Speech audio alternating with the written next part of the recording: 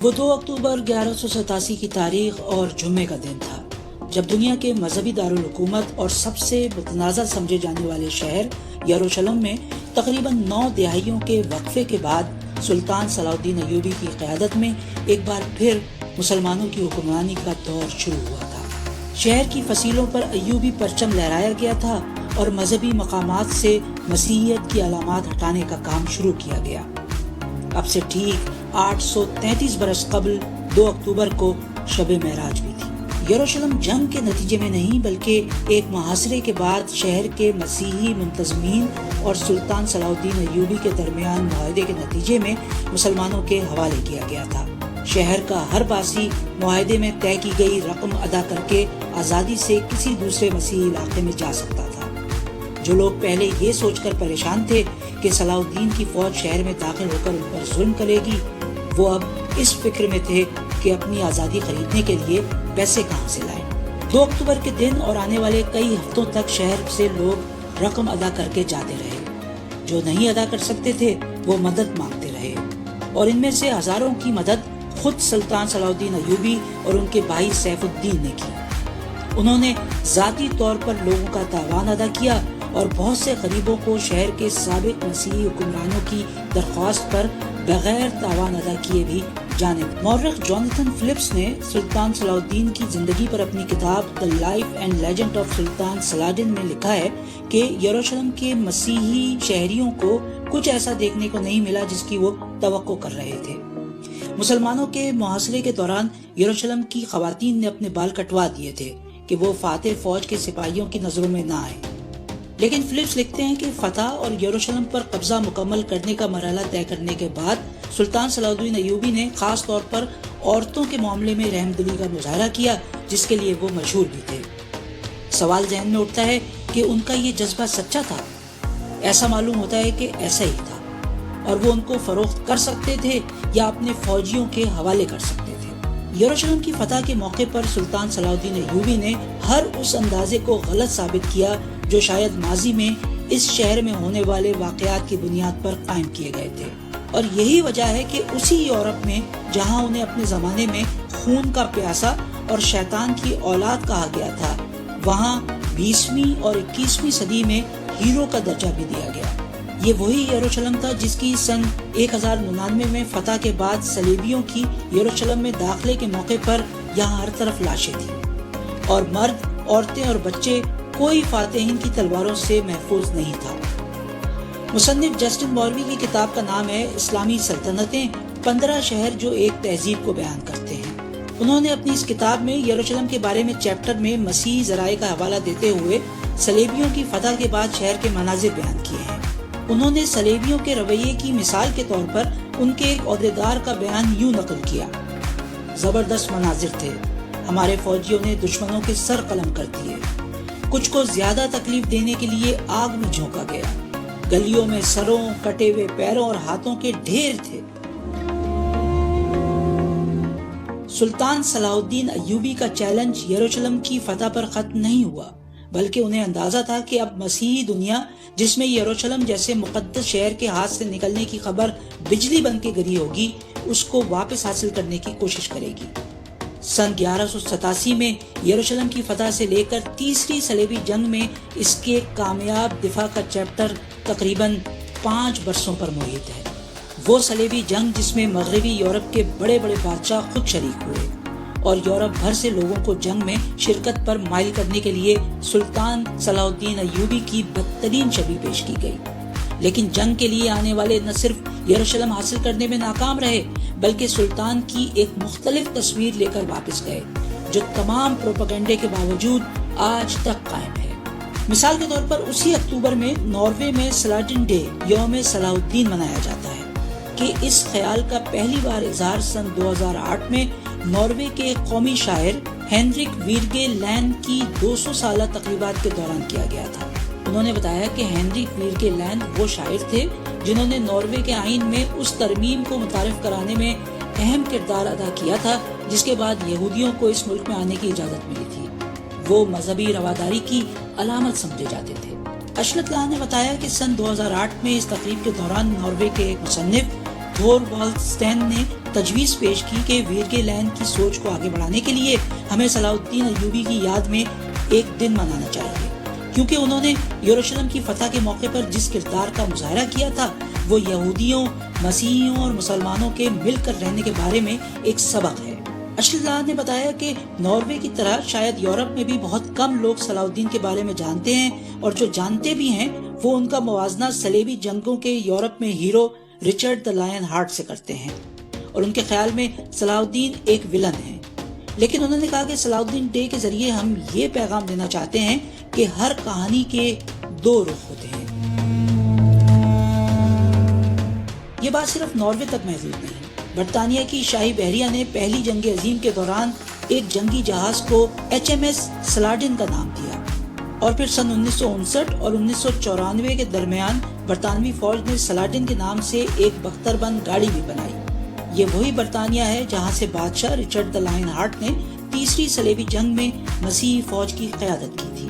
Jonathan flips لکھتے ہیں، میں کہوں گا کہ تاریخ میں کوئی اور ایسی مثال تلاش کرنا تقریباً ناممکن ہے جس میں ایک شخص نے کسی قوم اور مذہب کے ماننے والوں کو اتنی چوٹ پہنچائی ہو اور پھر بھی وہ ان میں مثبت طریقے سے مقبول ہو گیا ہو۔ فلپس لکھتے ہیں کہ سلطان صلاح الدین ایوبی کی سلطنت کے شمالی افریقہ سے شروع ہو کر مقدس مقامات اور شام کو اپنے اندر سموتے ہوئے آج کے عراق میں دریائے دجلہ تک اپنی سرحدیں پھیلانے کے عمل میں حیران کن حد تک مختلف مذہبی، نسلی اور سیاسی پس منظر کے لوگ شامل تھے۔ ان کی کہانی خونی جنگوں سے بھری ہے، لیکن یہ جنگیں ہمیشہ ایک مذہب کی دوسرے مذہب سے لڑائی نہیں تھی۔ اس کہانی میں مسیحی مسیحیوں سے اور مسلمان مسلمانوں سے لڑتے ہوئے ملیں گے۔ اس میں مسلمان اور مسیحی مل کر دوسرے مسلمانوں اور مسیحیوں سے لڑتے ہوئے ملیں گے۔ اس کہانی میں لوگوں نے پارٹیاں بھی بدلی اور لڑائی نئے روپ میں جاری رہی۔ اس وقت بھی آج کی طرح کسی بھی معاملے میں زمینی صورتحال اس تصویر سے بہت مختلف اور الجھی ہوئی تھی جو کہ دور سے نظر آتی ہے۔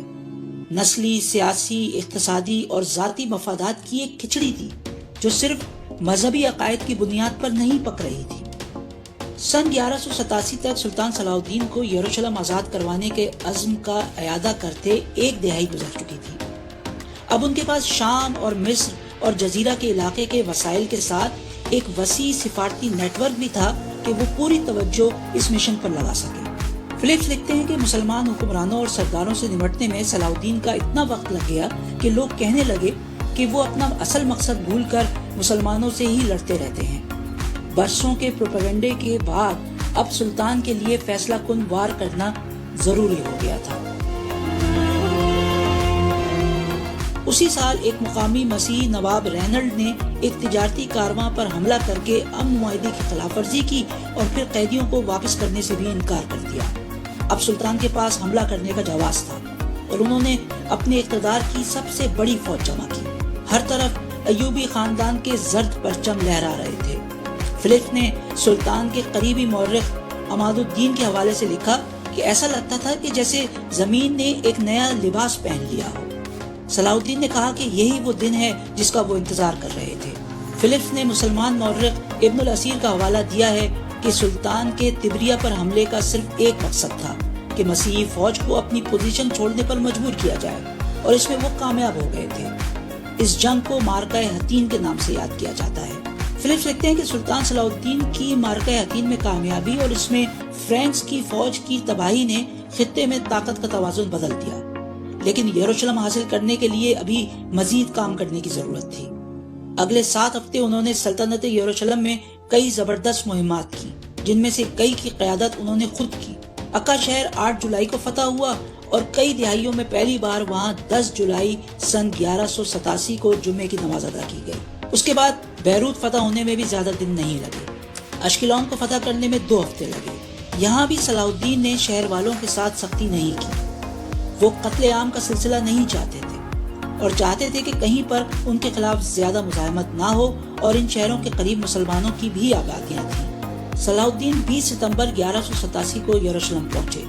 شہروں پر تیروں کی بارش کرتی، ہر طرف نقاروں، ڈھول اور شدید نعروں کا شور گونج رہا تھا۔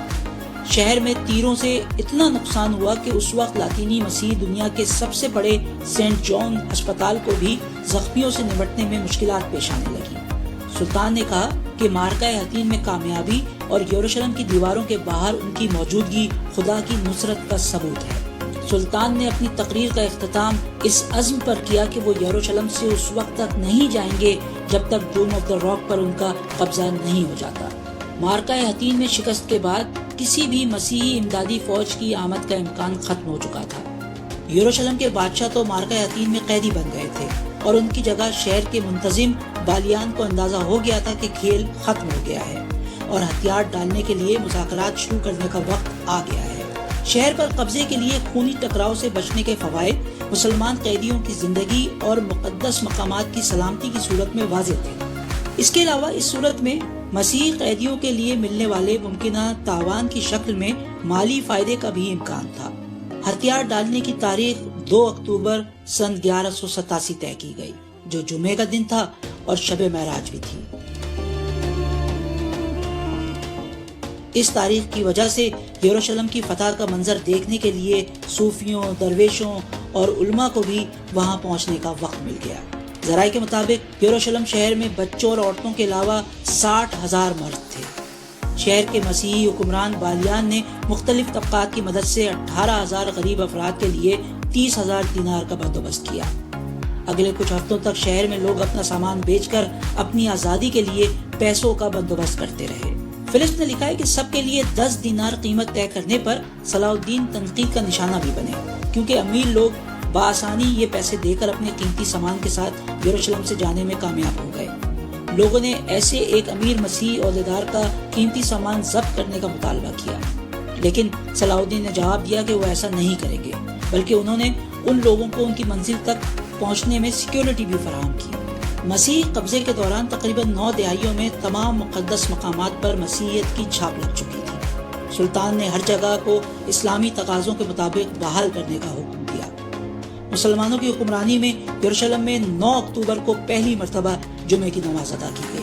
جمعے کی نماز کی امامت کے لیے سلطان کا فیصلہ دمشق کے قاضی اور شاعر محی الدین کے حق میں تھا، جنہوں نے 4 سال قبل یعنی سن 1183 میں حلب کی فتح کے موقع پر سن 1187 کی یروشلم کی فتح کا موازنہ تقریباً 550 سال قبل یعنی سن 638 میں مسلمانوں کے دوسرے خلیفہ کے دور میں اس شہر کی فتح سے کیا تھا۔